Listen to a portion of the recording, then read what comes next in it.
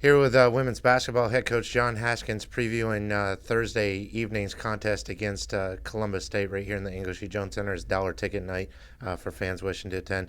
Coach, before we get into it, let's talk about last night's game, a tough 69-48 loss at Chowan. What are your thoughts on that game, and what went wrong for you? Well, I think it's kind of the same old story. You know, to compete, you've got to be able to score, and we have not been able to score consistently. Second half, I thought we did a really good job attacking. We got to the free throw line 22 times. We only made 9 of them. We had, I think, 11 turnovers in the second half that were basically unforced errors.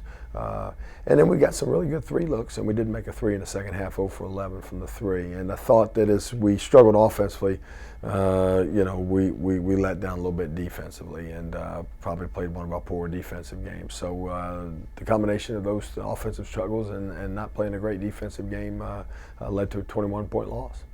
Now, you been a while. So before last night, it had been a while since you got into competition again. Last week was finals weeks on campus. What sort of things did you cover in practice last week that you felt good about going into last night's game? Well, yeah, we just tried to work on executing offensively. I think that's been the big thing, and then to continue to shore up our defensive fundamentals. They hurt us on the rebounding on the glass in the first half. I think they had 15 offensive rebounds and really hurt us on the glass. Except for that, we played a pretty solid defensive first half. We gave too many offensive rebounds. We fouled them a little too much, but I didn't think we were that bad defensively in the first half. And I thought as the game wore on, we maybe got a little frustrated, and our defense wasn't as good. But we worked on shoring up our defense, and then continued to execute offense. We did a lot of shooting, trying to put the ball in the basket. Let's talk about Columbus State rolling in here 10-0, perfect on the season, 1-0 in conference play. Obviously, they can put up some numbers, but give us a quick scouting report on what fans can expect to see. Well, very good team, very athletic team. They've got a big kid inside that can block shots and rebounds. I think she averages about 8.5 a game, and that is Washington. Then their leading scorer is Mitchell, a wing, left-handed wing who can shoot the 3 a little bit, who can really put on the deck, go one-on-one, pull-up jumper, really athletic kid. She's averaging about 16.5 points a game. She's probably their best player. And then they've also got Deja, three-point shooter, a little wing that can knock down 3s. So, you know, they're a well-rounded team. They're solid defensively and can really score. And a good rebounding team also because they're athletic. So it'll be a challenge for us, but hopefully one we'll be up for.